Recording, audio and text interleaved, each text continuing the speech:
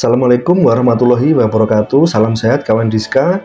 Kembali lagi kita berjumpa di Info Sehat, informasi seputar kesehatan. Tentunya masih bersama kawan Diska nih, Dinas Kesehatan Pengendalian Penduduk dan Keluarga Berencana Kota Madiun. Tema untuk obrolan kita kali ini kawan Diska ini seputar diabetes mellitus nih, atau kalau bahasa lokalnya ini kencing manis nih kawan Diska. Nah, seperti apa gejalanya, faktor resiko dan pencegahannya nanti kita kupas tuntas hari ini. Dan jika ada pertanyaan dari kawan Diska, ada yang kurang paham, bisa langsung tulis di live chat kolom komentar IG live kita @promkes Kota Madiun. Nah, kita sapa dulu nih kawan Diska narasumber kita yang luar biasa nih pada hari ini, pagi ini, Dr. Rifandi Ramadana Ardi dari Puskesmas Manguharjo Kota Madiun. Ya. Selamat datang Dr. Rifandi Ramadana Ardi nih. Ya, terima kasih Mas. Bagaimana kabarnya hari ini dokter? Baik sekali ya. Seneng ya Mbak diundang sini ya. Oke, nah ini saya manggilnya apa nih dok? Namanya Rifandi. Kalau panggilan Ramadana Ardi ini. Ya, kalau panggilan Dokter Fandi ya. Dokter Fandi, oke. Dokter Fandi ini bertugas di Puskesmas Manguharjo Kota Madiun, kawan Diska nih. Nah, kali ini dokter nih kita akan membahas tentang diabetes mellitus nih. Ya, kan nanti juga ada mitos fakta juga nih kawan Diska nih tentang diabetes mellitus nih. Nanti tetap pantau live kita IG Promkes Kota Madiun. Nanti jika ada pertanyaan bisa langsung tulis di live kolom komentar kita nih. Nah, kita awali dari review nih dok, mungkin dari pengertian. Kan mungkin ada yang kurang paham ataupun pengertiannya keliru nih tentang diabetes mellitus nih. Untuk kawan Diska seperti apa nih dok? Ya, terima kasih Mas. Ini saya awali ya. Mungkin saya jelaskannya pakai bahasa awam aja ya. Nah, biar bahasa awam aja dok. Tidak susah. Kalau bahasa medis kelihatannya agak bingung ya. Ya, siap. Ya, jadi kalau diabetes mellitus itu ya, suatu kondisi, keadaan di mana kadar gula ya, kadar gula adalah kadar gula di dalam darah itu lebih tinggi dari ambang normal secara terus menerus ya. Jadi konsepnya adalah gula yang ada dalam darah. Nanti ada lagi gula di sel, gula di di otot dan lain-lain itu ada. Tapi yang dinamakan diabetes adalah kandungan gula darah yang lebih normal, di ambang batas normal di dalam darah. Makanya kalau cek darah, gula darah ya gitu. Sebenarnya sesimpel itu ya sebenarnya. Kalau gula darah itu sesimpel itu. Hanya saja ternyata kenapa bisa ada gula darahnya tinggi sekali? Kenapa banyak orang terkena diabetes? Itu sebenarnya hal yang panjang sekali. Perjalanannya dok ya? Sebenarnya panjang. Dan itu termasuk penyakit kronis. Kronis itu artinya adalah lebih seringnya itu dia terbentuk karena kebiasaan masa lalu yang kurang baik. Makanya sehingga sekarang memang terkena diabetes pada masa dewasa, lansia. Cuma memang beberapa kondisi zaman sekarang remaja itu sudah ada yang diabetes. Oke, jadi remaja juga sudah ada ya dok ya? Ada. Sekarang ya dok ya? Berapa sudah ada? Iya, mungkin karena pola hidupnya yang kurang itu ya dok ya? Ya, jadi langsung saya sambung aja ya. Jadi kalau ada yang bilang bahwa gula darah itu diabetes ya, maksudnya diabetes itu keturunan ya, itu ya benar. Tapi nomor satunya adalah gaya hidup sebenarnya. Jadi misalkan ada keturunan dengan diabetes, kemungkinan ya juga memiliki resiko terkena diabetes. Tapi itu hanya faktor karena genetiknya. Faktor utamanya itu adalah gaya hidupnya sendiri. Jadi yang tidak punya keturunan pun bisa diabetes. Ya. Jadi keturunan itu bukan nomor satu. Nomor satu ya dok. Nomor satu itu gaya hidup atau pola hidup.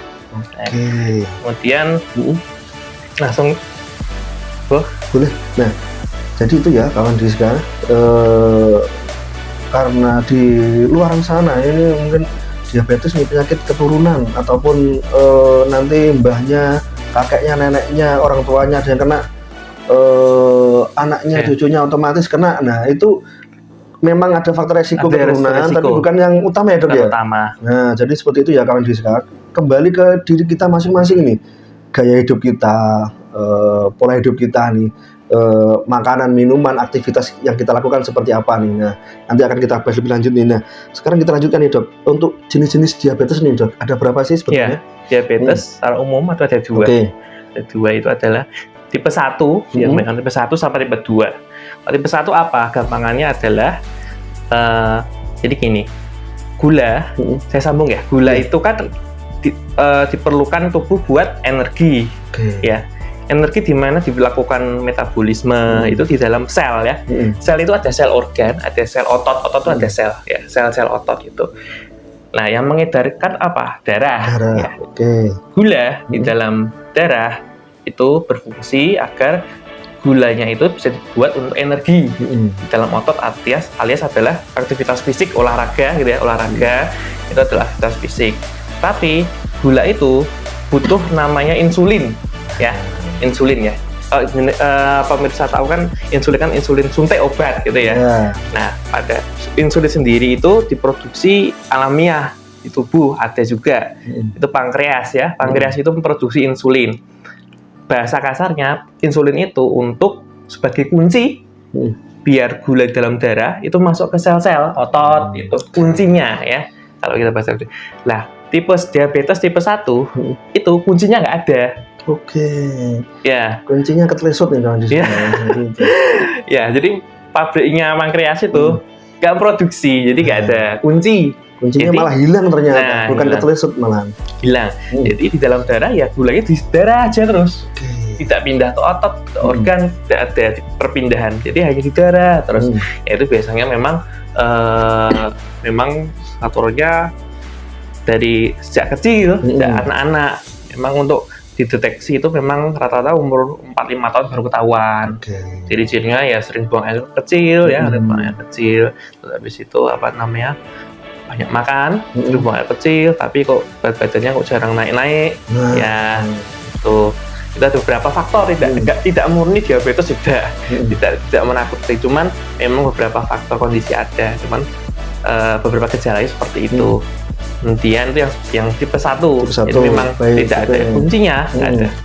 Yang kedua adalah tipe 2. Tipe 2 itu diabetes di mana kuncinya atau insulinnya tidak sensitif ya. Jadi misalkan mau buka kamar pintunya, tapi kuncinya itu rusak. Gitu ya, tapi ada kuncinya. Ya. Insulinnya ada di dalam darah. Diproduksi pankreas normal, produksinya normal, cuman nggak bisa membuka sel buat darah pindah ke otot, untuk di aktivitas itu tidak ada. Itu yang tipe 2. Baik. Itu yang kondisi lain, itu ya faktor yang lain, misalnya konsumsi obat-obatan. Memang beberapa obat memang ada faktor ke insulin, produksinya kurang. Lebih sering adalah obat-obat pegelinu, obat-obat steroid ya. Ya, kalau sering konsumsi itu memang pengaruh ke kadar gula, insulinnya sensitifnya kurang, sehingga terkena diabetes. Memang lebih sering. Boleh dikonsumsi obat-obat pegel, cuman itu jangka pendek. Alias ya 3 hari, kalau sudah membaik ya udah di stop. Bukan setiap hari, seminggu, berbulan-bulan, nah itu jangan. Obat pegel-pegel gitu. Boleh tapi hanya jangka pendek. Yang kemudian faktor lain memang pabriknya rusak, misalnya kanker pankreas dan lain-lain. Nah itu kondisi tertentu. Nah, seperti itu secara umum. Jadi secara umum ada 2. Terus yang ketiga nanti kondisional tadi ya. Kondisional, obat-obatan, dan lain-lain. Ada kanker pankreas juga tadi ya. Iya, kanker pankreas ya. Nah, untuk tanda gejalanya nih dok sekarang nih. Tadi sudah disebutkan nih sering pipis. Nah, ini seperti apa nih dok tanda gejalanya? Ya memang kalau lihat di internet memang ada gejala utama itu 3 memang triple banyak kencing. Habis itu sering makan, sering lapar ya, sering lapar. Yang ketiga sering haus.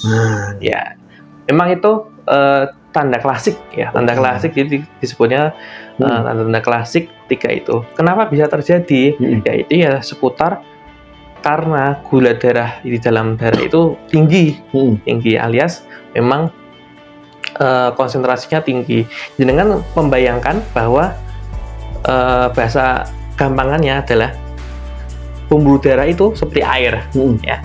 Kalau air gula, yaitu adalah gula, ya, air gula di dalam gula. Itu kan dia konsentrasi jadi lebih kental. Iya. Ya kan? Lebih kental. Kayak kalau kita mengaduk teh.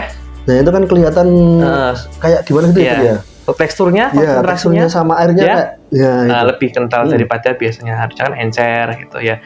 Ya, kenapa seperti itu? Ya karena dengan kondisi gula yang tinggi itu tubuh ginjal berusaha buat mengeluarkan lewat pipis karena kebanyakan gula. Nah, makanya adalah dengan sering pipis itu adalah kondisi tubuh untuk memperbaiki karena gulanya terlalu tinggi ya. Kemudian kenapa kok bisa sering lapar terus ya? Kok sering makannya kok pengen makan terus ya? Padahal kan sudah makan tadi. Kenapa pengen ngemil cemilan? Nah, gitu. Apalagi makanya cocok nih, Dok. Iya, cocok ya untuk ya. Itu adalah gara-gara insulin. Ya. Jadi normalnya kalau orang makan, insulin itu keluar. Kunci-kuncinya itu keluar ke pembuluh darah. Insulin itu butuh makan atau energi agar dia butuh gula agar nanti dia bisa dimasukkan ke ruangan-ruangan, ke sel-sel itu ya. Makanya terasa lapar, pengennya makan terus padahal kuncinya itu rusak. Tapi karena ada kunci, ada insulin, makanya tubuh ya inginnya makan terus karena harus ada gula yang harus dibakar atau harus untuk energi sehari-hari. Itu secara umum ya. Oke, nah kalau di masyarakat nih, Dok, kayak itu yang gejala pasti ya, Dok, ya. Untuk misalkan terkena luka, sembuhnya sulit nih, Dok, biasanya. Nah, itu apakah juga termasuk warning lampu kuning untuk diabetes nih, Dok? Iya, kalau penderita diabetes itu memang dia sensitif sarafnya itu berkurang. Jadi kalau misalnya lagi jalan tapi kena paku kadang nggak tahu. Kadang nggak tahu karena memang kalau penyakit kronik diabetes itu menyerang saraf sehingga sarafnya itu tidak sensitif. Kalau sudah luka itu sembuhnya lama. Kenapa? Ya tadi gula darah dalam darah itu menyebabkan gula semakin kental, ya, sehingga mengganggu aliran darah. Karena kalau luka itu perlu dialiri darah, ya. Jadi misalnya luka di kaki, darah itu harus ke sini semua. Tapi karena ada gula, pembuluh darahnya rusak, kekentalannya lebih kental. Jadi dia mau memperbaiki luka itu susah, lama karena faktor gula di dalam darah yang terlalu tinggi. Jadi itu ya kawan Diska, ini kalau ada yang terkena luka nih, sembuhnya lama nih, apalagi lukanya bukan semakin kering semakin malah parah ya, Dok, ya? Parah. Nah, terus untuk ini, Dok, mudah lelah dan mengantuk nih, soalnya teman saya itu biasanya pagi itu sudah mengantuk, Dok. Ini apakah juga termasuk lampu kuning nih, Dok, untuk diabetes nih, Dok? Iya, mudah lelah kan banyak ya. Habis kerja pasti lelah. Ya, rasanya mesti itu. Lelah. Kalau itu alasan klasik, Dok, kalau itu. Klasik ya. Ya, cuman jika tidak habis bekerja tapi kok gampang capek ya. Ya itu memang ada ke arah situ. Apalagi memang kalau aktivitasnya fisik kurang. Jadi yang sebenarnya yang membuat diabetes itu sebenarnya secara umumnya itu yang dimakan itu tidak sesuai sama yang digunakan. Jadi sebenarnya makanan itu diperlukan untuk energi sehari-hari. Tapi kalau kita tidak pernah jarang jalan kaki, olahraga, atau hanya misalnya kerja hanya duduk-duduk atau hanya biasa, memang itu risiko gula, sehingga risiko diabetes, sehingga energi juga tidak dikeluarkan walaupun sebenarnya cadangannya ada, gampang mengantuk, itu bisa ada ke arah situ. Cuman memang harus pemeriksaannya ya pemeriksaan lanjutan dan lain-lain.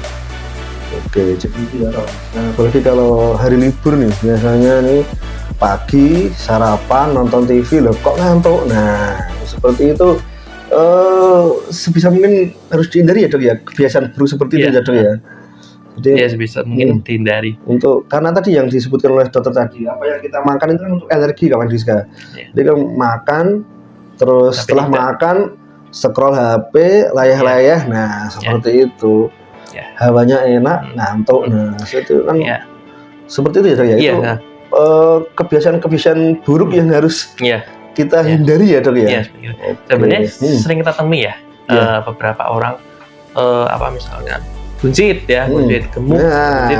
Nah memang itu memang ada resiko karena apa? Buncit itu adalah indikasi bahwa energinya itu berlebihan sehingga disimpannya di perut gitu. Jadi kayak misalkan ada perutnya agak buncit, ya berarti kelebihan energi sebenarnya. Jadi tidak pernah ada kalanya beberapa waktu lalu tidak menggunakan dengan sesuai, makanya menumpuk. Nah itu resiko juga ke diabetes. Oke, jadi cadangannya menumpuk. Iya, dengan menumpuk. Ya, seperti itu. Nah, kita lanjutkan dokter nih. Untuk faktor resikonya ini seperti apa nih dok? Salah satunya mungkin sudah disebutkan nih. Makan perut dan. Nah, ini untuk yang lainnya seperti apa nih dok? Jadi gini, tadi kan prinsipnya adalah yang dimakan itu adalah energi sebenarnya. Apa yang dimakan itu adalah sebagai bahan bakar untuk beraktivitas. Aktivitasnya memang harus sesuai. Kalau makannya banyak ya, kalau kuli bangunan kan sesuai ya. Dia aktivitasnya berat, makannya juga banyak. Porsinya kan satu piring gendeng gitu ya. Itu memang dia sesuai karena dia kerjanya sangat berat. Tapi kalau tidak digunakan dengan olahraga atau aktivitasnya kurang, tapi dia makannya banyak, ya itu memang mempengaruhi diabetes ya, resiko untuk diabetes. Kenapa bisa terjadi? Jadi sebenarnya alasan klasiknya adalah insulin kan sebagai kunci untuk memasukkan gula ke dalam sel otot. Karena di dalam ruangan masih penuh, itu ada energinya, udah masih ada gulanya masih ada nih. Nah, di ruangannya masih ada nih. Kan tidak bisa masuk, tidak masuk. Jadi itu alasannya kalau sering makan tapi tidak digunakan olahraga atau aktivitas berat, kuncinya itu nggak mau memasukkan gula. Jadi gulanya ya di dalam darah aja, terus dalam darah aja. Jadi kalau dicek gula darah ya tinggi karena kan dalam darah. Itu satu. Yang kedua, ini sebenarnya sepele, cuman ya jam makan itu sebenarnya pengaruh jam makan. Jadi sebenarnya orang normal, Mas kalau makan berapa kali sehari? Saya kadang 3 kali, 2 kali dong. Normalnya memang orang-orang kata kan 3 kali ya, 3 kali. 3 kali memang kebiasaan orang-orang tuh 3 kali, pagi, siang, sore atau malam. Sebenarnya 2 kali sehari makan, sebenarnya sudah cukup sebenarnya ya, sudah cukup, tidak sampai kelaparan sebenarnya bisa sebenarnya. Cuman beberapa orang kan ada yang kepengen ini, kepengen itu, jadinya lapar lagi, jadinya 3 kali misalnya, belum ditambah sama cemilan di luar jam makan. Ya jadi 3 kali sehari ditambah cemilan, nah itu kan berkali-kali. Jadi jam makan, misalkan makan jam 7, sarapan pagi, nah jam 9 misalnya lihat gorengan misalnya ya, lihat gorengan, ya lihat apa, lihat jajanan apa, makan lagi. Lah tadi kan saya bilang bahwa setiap makan insulin pasti keluar, ya. Kalau insulin sering dirangsang, keluar terus, sensitifnya menurun. Lah jika insulin di luar terus, ya kita kebanyakan insulin di dalam darah, rasa lapar malah ada lagi nanti. Jam berikutnya nanti rasa lapar ada karena insulinnya masih ada di dalam darah. Jadi misalnya jam 1 makan lagi. Ya, habis itu nanti jam 3 beli pentol. Atau beli coffee break. Ya, itu bisa. Jadi jam makan tuh sepelenya pengaruh. Jadi semakin jam makannya panjang, ya jam 7 makan, jam 12 makan, siang, sore atau malam makan. Katakanlah 3 kali sehari ya. tapi di luar jam itu perutnya kosong, tapi minum aja boleh, minum air putih boleh. Air putih ya, air putih boleh. Nah, kalau jamnya semakin panjang, jam 7 jam 7 ya jam 7, jam 1 ya jam 1 makannya, sore ya sore atau malam sekali teratur, itu cenderung tidak resistensi insulin atau kuncinya itu ya tidak terlalu berpengaruh untuk bisa menyebabkan diabetes. Kunci insulinnya itu tidak sensitifnya tetap sensitif. Kalau misalnya sering dirangsang, sensitifnya kurang. Jadi kuncinya itu soalkan rusak. Ya, jadi itu sepele, cuman tapi keteraturan jam makan itu pengaruhnya besar sebenarnya. Pola makan, pola jam kita ya, Kang Rizka ya. Nah, itu. Terus untuk kayak ini Dok, ya kan di jamnya tadi boleh minum nih, tapi air putih nih. Nah, kalau minumnya manis-manis nih Dok, seperti apa nih Dok? Ya sama saja. Nah, nih. Jadi kalau mau cemilan misalnya kayak kata, tapi saya kok ingin cemil ya kayak kurang gitu. Yang paling sehat, maksudnya yang tidak pengaruh gula, ya memang cuma sayuran. Sayuran. Jadi mengemil sayuran. Bukan sayuran digoreng ya. Nanti itu beda. Sayuran. Buah sebenarnya masih boleh, cuman buah yang terlalu manis memang tidak disarankan. Buah dengan sumber-sumber tidak terlalu manis boleh. Ya, tapi kalau cemilan-cemilan yang minuman manis, apalagi es teh ya, yang jumbo nah itu jangan kalau bisa ya. Soalnya ya mau gimana Dok? Di lingkungan kita keluar rumah sudah ada es teh, nanti belum lagi yang nanti takut kesebut merek nih kawan Rizka ya. Ada es jeruk. Nah, baru keluar rumah keluarga itu Dok. Itu godaannya sudah seperti itu banyak sekali. Apalagi beberapa hari terakhir ini kan Kota Madiun kalau siang puan sekali nih Dok ini. Hawanya tenggorokan ini butuh yang seger dan manis-manis nih kawan Rizka. Nah, ini harus pandai-pandai untuk mengatur pola makan dan mengerem nih kawan Rizka nih ya. Nah, terus untuk kurang aktivitas fisik nih Dok, seperti apa nih? Apakah juga kurang aktivitas nih Dok? Jadi kan tadi konsepnya adalah apa yang dimakan adalah energi untuk sehari-hari ya. Jadi apabila aktivitasnya kurang, alias dia hanya berdiam diri atau tidak seperti tidak seberat yang seharusnya. Misalnya dia memang harus kerjanya kuli kan memang kerjanya berat. Tapi jika kerja kantor misalnya di depan komputer itu kan sebenarnya kan ya pergerakannya itu kurang. Jadi sebenarnya di sini yang ditekan itu adalah pergerakan otot ya. Pergerakan. Jadi kalau semakin ototnya gerak alias otot bicep ya, otot tungkai digerakkan, yaitu nanti gulanya akan masuk ke otot-otot. Jadi berkurang. Jadi adalah pergerakan otot alias ya memang olahraga sebenarnya ya yang paling bagus olahraga. Tapi jika mau misalkan di kantor hanya di komputer saja, ya sebenarnya itu kan kalau bisa ya jalan-jalan juga sebenarnya ya. Kalau bisa memang berapa menit sekali berdiri, peregangan, bisa peregangan juga nih. Jalan sebentar ke sana ke sini, yaitu meminimalisir risiko ya. Tapi jalannya jangan ke kantin ya, kawan Rizka ya. Jalan ke kantin dan nanti repot lagi ini nah, seperti itu ya kawan Rizka ya. Terus untuk tadi faktor risiko untuk riwayat keluarga nih Dok. Kan di luar sana masih banyak itu Dok, kakeknya, neneknya nanti menurun ke anaknya, memang. Cucunya itu seperti apa Dok? Jadi memang genetik ya atau keturunan itu memang faktor juga risiko. Cuma yang utama itu adalah gaya hidup.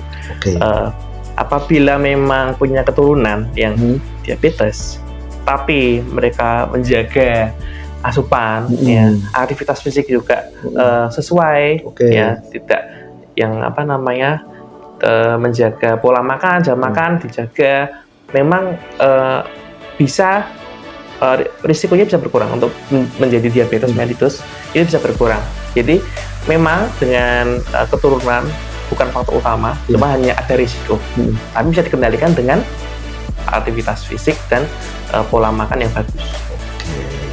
Nah, itu ya kawan Rizka, tetap yang utama itu gaya hidup kita nih kawan Rizka, pola makan, pola hidup kita nih kawan Rizka, itu sedini mungkin harus kita perbaiki nih dengan gaya makan hidup yang bergizi seimbang, aktivitas fisik, olahraga seperti itu. Nah, terus untuk kita lanjutkan nih Kak, dokter nih, untuk pemeriksaan nih, kan di dinas kesehatan sendiri dok itu kan sudah ada posyandu ILP, terus ada pemeriksaan PTM, terus sekarang ada CKG juga, CKG. Sudah masuk ke sekolah juga lah. Ini untuk kan biasanya kita cek GDA ya kawan Diska ya, kalau yang pakai yang itu dok alatnya itu ya, itu kan itu nilai normalnya seperti apa nih dok? Apakah kalau di atas 200 langsung dikatakan wah diabetes nih kamu nih, nah seperti itu nih. Nah jadi gini, saya jelaskan dulu ya. Gula itu ada gula darah puasa, ada gula darah makan ya, langsung makan. Jadi kalau kita makan itu pasti gulanya naik, tapi ada kalanya akan turun perlahan-lahan. Tapi juga ada gula darah puasa. Jadi kalau kita tidak makan atau tidur, itu kadar gula dalam darah itu orang normal itu dia tidak terlalu tinggi. Pas dia tidak makan ya dia tidur saja, dia tidur sampai besok pagi, itu dalam darah itu orang normal harusnya gulanya perlahan turun dan tidak terlalu tinggi. Tapi kalau penderita diabetes ya, diabetes mellitus memang gula darah puasa saat dia tidak makan pun ya, atau hanya makan sedikit pas dia tidur cenderung tinggi ya. Oke, jadi patokannya apa untuk pemeriksaan seperti itu? Kan biasanya kan pemeriksaannya kan ya ada gula darah acak. Jadi acak itu adalah suatu waktu ya kita entah kita habis makan, tidak makan ya dicek aja. Ya. Ada gula darah puasa. Jadi patokan pertama untuk mendiagnosa misalnya dia punya memang gula darah puasa dulu. Dia saat dia tidak makan apakah tinggi gitu loh. Nah, kalau dia tidak makan aja tinggi, berarti ya memang diabetes ya, ke arah diabetes memang. Tapi kalau dia gula darah acaknya tinggi, ya mungkin dia habis makan terlalu manis, habis minum es teh atau apa, sehingga tinggi. Memang batasnya kurang dari 200. Lebih dari 200. Ya. Untuk gula darah acak berapa dokter? Gula darah acak normalnya memang kurang dari 200. Kurang dari 200 itu adalah normal. Tapi memang jika mepet ya, misalnya 190 ya memang kita perlu pemeriksaan yang gula darah puasa, karena kan memang itu resiko untuk bisa istilahnya tinggi gitu. Kalau gula darah puasa itu baiknya memang kurang dari 110. Kalau 120 masih kita wajarkan, maksudnya tidak terlalu signifikan. Sampai 125 ke atas, 105 memang itu resikonya memang diabetes gitu. Nah, untuk penegakan diagnosanya dok, ini apakah cukup cek gula darah puasa aja atau seperti apa dok? Penegakan diagnosanya mungkin sudah cek gula darah puasa sekali 2 kali atau masih tinggi. Nah, untuk memastikan nih seperti apa nih dok? Ya, memastikan. Nah, memastikan itu memang pemeriksaan berkala ya. Ya, misalnya dia sudah pernah cek gula darah puasa tinggi terus 100, misalnya gula darah puasa 150. Berapa bulan lagi cek lagi 130 ya memang udah pasti itu pasti ya diabetes. Karena apa? Berarti dia selama berbulan-bulan gulanya pasti cenderung tinggi terus memang. Nah, ada satu pemeriksaan lagi tapi tidak sering dilakukan, HbA1c. HbA1c, memang kalau itu pemeriksaan lebih advance lagi, maksudnya lebih spesifik, di mana gula dalam darah itu dia akan memang menempel di hemoglobin. Hemoglobin itu sel darah merah. Ya, jadi HbA1c itu bisa mengukur kadar gula darah selama 3 bulan. Jadi kalau selama 3 bulan HbA1-nya tinggi, kalau secara tinggi ya di atas 6,5 ke atas, tinggi, berarti selama 3 bulan gula di dalam darah orang ini tuh tinggi selalu tinggi, jadi tidak pernah turun karena HbA1c itu memeriksa gula yang menempel dalam darah merah hemoglobin ya, jadi tidak mungkin bohong. Kalau HbA1-nya tinggi, otomatis memang sudah diabetes. Karena di puskesmas tidak ada, makanya kan kita hanya pakai gula darah puasa. Jadi gula darah puasa yang sudah tinggi kita diagnosa diabetes mellitus. Jadi itu ya kawan Rizka, ada gula darah acak, ada gula darah puasa, dan satu lagi yang HbA1c. Nah, seperti itu. Nanti apabila ada keluarganya nih, bapak ibunya, kakek neneknya yang sudah mengarah ke diabetes nih, bisa langsung cek ke puskesmas nih kawan Siska. Nanti apabila ada membutuhkan pemeriksaan lebih lanjut, nanti pasti diarahkan oleh puskesmas itu ya. Diarahkan. Oke, nah kita lanjutkan dokter untuk pencegahannya nih sekarang nih, seperti apa nih dok? Diabetes ini. Jadi sebenarnya zaman sekarang itu banyak remaja yang sudah diabetes ya. Maksudnya dia faktornya bukan dari keturunan, tapi memang dari gaya hidup, alias dari apa yang dimakan ya. Jadi sebenarnya itu bagian besar penyakit memang terutama penyakit kronis ya. Gula kan juga diabetes juga penyakit kronis. Itu memang tergantung apa yang dikonsumsi sebenarnya. Konsumsi dari sejak remaja, sejak yang nanti berimbasnya ke saat dewasa lansia. Apa yang perlu diperhatikan ya memang adalah pola makan teratur, ya, dan juga aktivitas yang sesuai ya. Jadi kalau misalkan makannya banyak ya sudah aktivitasnya ya harusnya lebih berat lagi, lebih banyak lagi. Nah, tidak aktivitasnya biasa, kerjanya ya nyantai ya, makannya normal aja, maksudnya tidak terlalu banyak, tidak terlalu sedikit, normal aja, jamnya teratur aja, jam 7 jam makan siang, kalau mau makan sore silakan, kalau mau malam silakan. Nah, ini teratur dan juga mencegah cemilan. Jadi sebenarnya yang faktor celahnya untuk bisa itu adalah cemilan sebenarnya.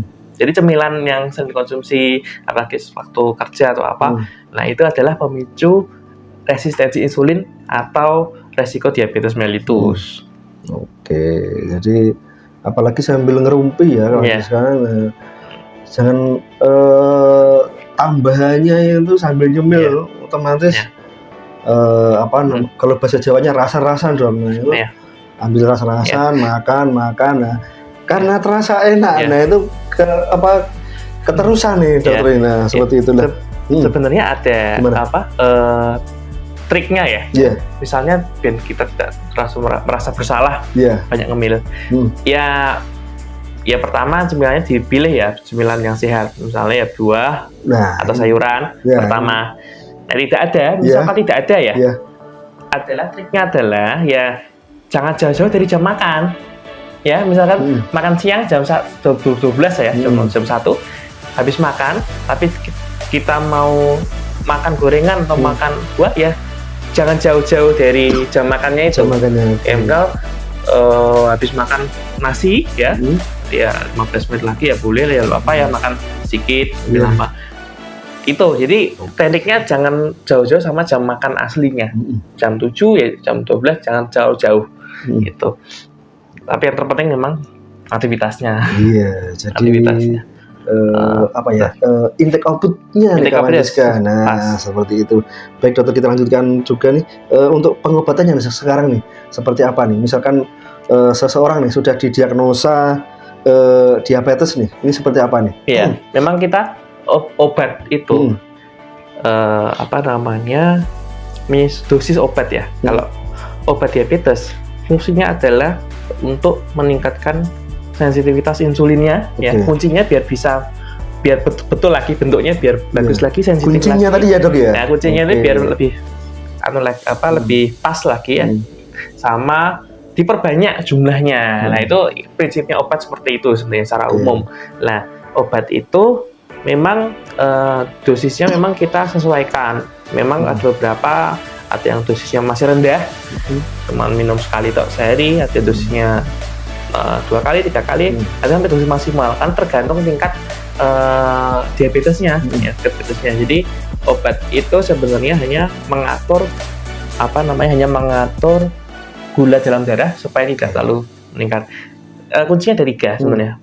Pengobatan diabetes ada 3. Obat, ya. Yang kedua adalah pola makan. Yang 3 aktivitas. Ya, misalkan ya dengan obat dosis biasa ya sudah bisa menormalkan gula. Nah, ya sudah berarti dipertahankan. Kok dengan gula dosis maksimal kok masih tinggi? Ya. Kita lihat 2 faktor lagi. pola makan sama aktivitas. Oh ternyata saya nggak pernah olahraga. Nah itu berarti obatnya adalah olahraga. Ya obatnya adalah olahraga. Yang satunya pola makan. Ya tapi saya selama ini kalau makan ya 3 kali, tapi di luar itu ya saya kadang cemilannya juga jalan. Nah itu berarti memang pengaruhnya ada 2 itu, aktivitas sama cemilan. Jadi ada 3 itu. Bisa pilah-pilah yang mana yang belum atau yang sudah. Kalau pemeriksaan yang lebih advance tadi yang HbA1c, memang kita indikasikan untuk obat insulin memang. Obat insulin itu apa? Karena memang produksi insulinnya tidak mampu sama sensitif, maka kita perlu insulin dari luar, alias insulin suntik kalau kita tahu. Nah yang itu mandiri itu ya dok ya? Mandiri. Nah itu kalau seperti itu indikasinya biasanya jika pemeriksaan HbA1c tinggi sekali, nah ya di atas 6,5 atas itu memang berarti selama 3 bulan ini gulanya tinggi terus, sehingga dengan misalnya dosis obatnya sudah maksimal. Saya sudah minum obat, dok sudah minum obat 2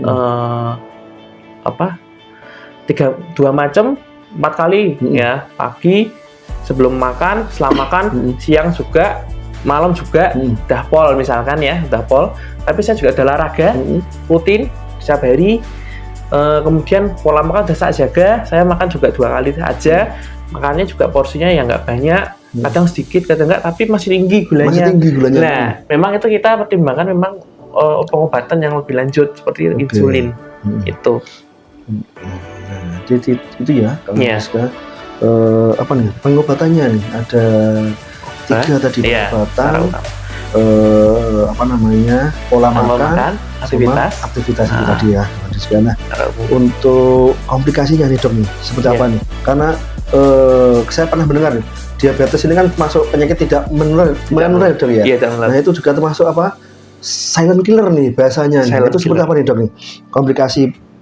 Komplikasinya diabetes mellitus ini? Ya, jadi penyebab kita bahas beberapa data yang udah ada. Penyebab kematian nomor 1 di dunia ya, di Indonesia juga itu nomor 1 adalah jantung. Ya, jantung itu yang lebih sering adalah penyumbatan koroner atau jantung koroner ya. Penyumbatan arteri koroner. Apa yang menyebabkan bisa ada sumbatan itu? Kira-kira maksudnya apakah komposisi sumbatan itu? Pertama kali adalah gula sebenarnya. Gula. Bisa gula. Ya, nomor 1 memang gula. Nomor 1 gula, kedua merokok, ya. Yang ketiga kolesterol, memang kolesterol yang terlalu tinggi. Cuman memang 3 ini adalah utamanya. Tapi biasanya memang beberapa orang dengan jantung memang punya diabetes, makanya lebih sering menyebabkan kematian karena juga dia punya diabetes, resiko diabetes, dan juga merokok, ya itu resiko. Jadi sebenarnya komplikasinya bisa ke jantung. Kalau jadi gula dalam darah itu akan merusak pembuluh darah. Kalau pembuluh darah rusak, kolesterol itu bisa nempel, ya nempel jadinya sumbatan. Bahasanya aterosklerosis. Ya, kalau kolesterol bisa nempel, kemungkinan ada sumbatan. Daerah itu juga bisa menggumpal di tempat itu, menggumpal di tempat itu. Jadi saling bertabrakan. Jadi ya dalam darah bertabrakan gitu. Gumpalan atau aterosklerosis itu, kalau gumpalan itu dari darah, kalau aterosklerosis itu dari kolesterol. Nah itu juga bisa menyumbat dari jantungnya sehingga jantung koroner. Kalau di otak, stroke jadinya karena menyumbat otak. Nah itu ya kawan Diska. Jadi mungkin ada istilah diabetes itu pintu masuknya penyakit itu apakah ada? Benar. Apalagi diabetes sudah plus tadi jantung, diabetes komplikasi apa? Nah seperti itu ya dok ya. Bisa saya pernah mendengar nih. Tapi silent killer juga pintu masuknya penyakit yang lainnya juga seperti itu ya dok ya. Seperti itu. Jadi diabetes ya. Penyakit kronis dari lama kita silent killer kan tidak diam ya membunuh, tapi dia diam saja, tidak kelihatan. Tahu-tahu sudah stroke, tahu-tahu sudah serangan jantung. Nah itu memang penyebabnya adalah diabetes itu awal. Oke, nah sekarang kita masuk ke mitos dan fakta nih dok nih. Apakah diabetes hanya menyerang orang tua nih? Ini mitos atau fakta nih? Ya. Karena kan ya mungkin kebanyakan yang sakit diabetes itu sudah lanjut usia. Nah, ini mitos atau fakta nih dok? Mitos. Mitos ya, kawan bisa. Oke. Semua umur bisa. Semua umur. Remaja bisa. Remaja bisa, anak sekolah masih bisa. Karena faktornya adalah gaya hidup itu. Ya. Oke, apalagi dengan gaya hidup 2025 nih.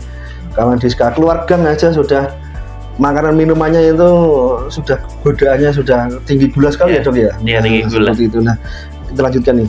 Penderita diabetes tidak boleh makan karbohidrat nih. Nah, ini biasanya wah nasi kok tak sedikit aja. Ya. Nah, ini mitos atau fakta nih dok? Ya, mitos. Oke. Ya, kita sebenarnya itu tidak menyalahkan nasi ya. Ya. Nasi apa-apa, nasi ya sedikit aja. Ya, sedikit aja. Sebenarnya tidak murni disalahkan juga nasi. Karena apa? Ada karbohidrat kompleks, ada simplex. Ya, kalau karbohidratnya seperti nasi, yang kompleks itu ya memang tidak terlalu pengaruh ke gula. Kalau yang simplex ya kayak gula, misalnya air gula, air kemas, minum kemasan, itu memang lebih diserap ke dalam darah sehingga nanti gulanya juga tinggi. Jus ya, nah buah sama menurut Mas buah makan langsung sama di jus tanpa gula itu bagus mana? Tanpa gula semua. Jus tanpa gula sama buah langsung ya? Lebih pengaruh gula darah yang mana? Lebih pengaruhnya ke jus mungkin dok? Iya itu benar. Iya benar dok. Karena kan sudah di blender halus dok. Ada vitaminnya langsung merasuk istilahnya. Iya. Jadi kalau kita bicara molekul glukosa kan banyak, jadi terpecah-pecah. Jadi semakin terpecah-pecah semakin gampang diserap. Jadi itu pengaruh. Jadi kalau bisa ya misalnya nasi merah itu sebenarnya ya bagus ya mengganti karena kompleks juga. Kentang boleh, cuman yang dihindari adalah gula murni manis ya, minuman manis gitu, itu yang dihindari sebenarnya. Oke, jadi kalau kita beli jus itu sebaiknya pakai gula nggak? Sebenarnya tidak usah. Kalau bisa ya buah aja langsung dimakan. Nah, apalagi ya ini buah langsung dimakan kalau lebih bagus. Kita beli jus pakai gula plus pakai susu manis gitu. Nah. Itu combo ya. Combo nih kawan. Jadi buahnya sudah ada gula, tambah susu kental manis. Apalagi yang tadi yang di blender molekulnya masanya cepat ya dok ya? Ya lebih cepat dan lebih pengaruh gula darah juga. Oke, nah kita lanjutkan satu lagi nih. Minum obat diabetes bisa menyembuhkan total nih. Itu fakta nih. Ya mitos juga. Oke. Obat diabetes itu hanya mengontrol gula darah supaya tidak tinggi dalam darah. Ya. Nomor satu untuk bisa mengontrol secara keseluruhan itu adalah tadi makanan, pola makan, aktivitas fisik itu. Gitu. Jadi obat hanya membantu, tapi selanjutnya ya diri kita sendiri. Ya, kebiasaannya diperbagus ya, aktivitasnya diperbanyak ya, makannya cemilan dikurangi seperti itu. Bukan dikurangi satu-satu ya kalau Diska maksudnya nanti satu bungkus dikurangi satu seperti itu, bukan seperti itu ya kawan Diska. Mungkin dikurangi aktivitasnya nih bukan cemilannya yang dikurangi ya, seperti itu. Nah mungkin terakhir nih dokter nih, pesan untuk kawan Diska di rumah nih dalam menghadapi diabetes mellitus seperti apa nih? Ya pesan saya sebenarnya singkat aja sebenarnya, memang karena ini penyakit kronis ya, alias dibentuk dari masa lalu, kebiasaan muda sampai sekarang. Makanya ya pesan saya cegahlah penyakit kronis termasuk diabetes mellitus mulai dari makanan dan juga aktivitas sekarang ya, mulai dari sekarang hindari penyakit kronis seperti diabetes dengan mulai mengatur pola makanan dan juga aktivitas yang sesuai sudah itu. Oke, jadi itu ya kawan Diska pesannya penyakit kronis, bukan hanya diabetes, jadi bukan. Pola makan dan aktivitas fisiknya yang harus kita jaga nih, kita aware, care untuk diri kita sendiri nih, apalagi untuk keluarga tadi yang juga faktor resikonya keturunan tadi ya kawan Diska ya, itu harus lebih aware untuk diri kita sendiri dalam menjaga pola hidup kita nih, apalagi yang 2025 ini stresornya kan banyak sekali dok. Stres sedikit makan, scroll HP, makan, nah seperti itu sangat memperburuk menghadapi diabetes tadi ya dok ya. Oke, nah terima kasih dokter sharing kita hari ini tentang diabetes mellitus nih. Semoga kawan Diska di rumah tercerahkan dan termotivasi nih dalam menghadapi diabetes mellitus nih, lebih bijak dalam mengkonsumsi makanan dan aktivitas fisik. Terima kasih dokter, semoga di lain episode nanti kita bisa berjumpa dengan topik dan pembahasan yang lebih seru selanjutnya. Terima kasih, salam sehat untuk dokter. Baik kawan Diska, tetap stay tune di @promkes_kota_madiun dan jangan lupa subscribe YouTube channel kita @kawandiska5145. Terima kasih, salam sehat. Wassalamualaikum warahmatullahi wabarakatuh.